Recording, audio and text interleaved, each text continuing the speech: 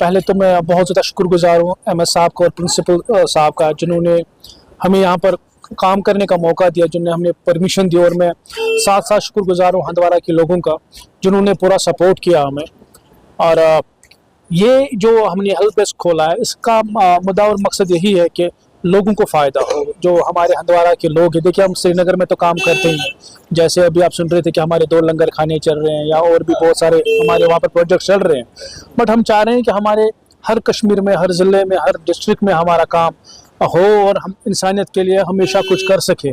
और यही चीज़ हमने देखी, यहाँ पर एक नीड थी हेल्प डेस्क की। जिस तरह से हमने पहले भी MS साहब से बात की, प्रिंसिपल साहब से बात की, उन्होंने बोला कि यहाँ पर ज़रूरत है, तो हमने शॉर्ट टाइम में ये एक काउंटर यहाँ पर खोला, जहाँ पर हमें स्ट्रेचर्स और व्हील चेयर्स रखे और 2 लड़के भी रखे जो 24/7 यहाँ पर रहेंगे, फ्री सर्विस देंगे। किसी के साथ कोई बंदा नहीं होता है, कोई अकेले आ गया तो यहाँ पर लड़के होंगे। और किसी को ब्लड की ज़रूरत है, और हमारी यहाँ पर टीम है पूरी, हंदवाड़ा कुपवारा में भी हमारी टीम है जो हमेशा वहाँ पर खड़ी रहेगी और लोगों का काम। जी अल्हम्दुलिल्लाह अभी हमारा जो है तो 29-30 हमारे एम्प्लॉयज़ है। और मैं इंशाल्लाह अगर अल्लाह ने चाहा, हमारा 2026 तक हमारा जो है प्लान है कि हम कम से कम 150 से 200 एम्प्लॉयमेंट हम जनरेट कर सके।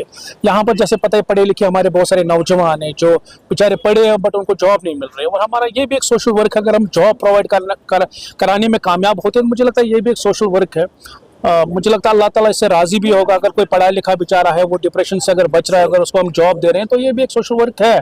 उसके साथ साथ अगर हमारा प्लान है, अल्लाह ने अगर चाहा, हम एक कैंसर हॉस्पिटल बनाना चाहते हैं, वो आप जल्दी देखेंगे कश्मीर में। अगर अल्लाह ताला ने चाहा, जब अल्लाह चाहता है तो कुछ भी पॉसिबल है।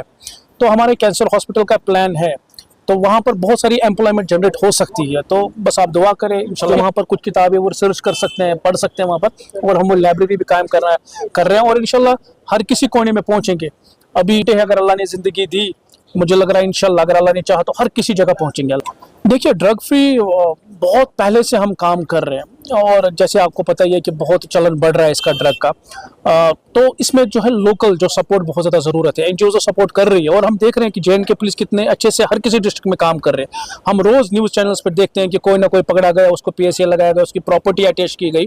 तो हम JK पुलिस को सलाम करते हैं, सलूट करते हैं, और इसी तरह होना भी चाहिए। हमने बहुत पहले, मुझे लगता है 2018 में गवर्नर साहब को एक लेटर भेजी थी 2017-18 में कि जो अगर इस ड्रग्स में मुलविस है, जो ये काम गंदा काम कर रहे हैं, ये एक इंसान को नहीं, एक खानदान को तबाह करते हैं, और इनके ऊपर PSA लगना चाहिए और इनकी प्रॉपर्टी अटैच होनी चाहिए। बहुत अच्छा डिसीजन है गवर्नमेंट का। एक हेल्पिंग डेस्क है, जो हमारे पेशेंट आते हैं उनके लिए ट्रॉलीज और उनके लिए व्हील चेयर्स का इंतजाम है। 2 लड़के रहेंगे जो हमेशा उनको हेल्प करेंगे, उनको एक जगह से दूसरी जगह लेने में, बिकॉज काफ़ी टाइम पेशेंट परेशान हो जाते हैं फॉर द ट्रांसपोर्टेशन। कभी एक्सरे होता है, कभी ECG होता है, या कभी इमरजेंसी केस आता है।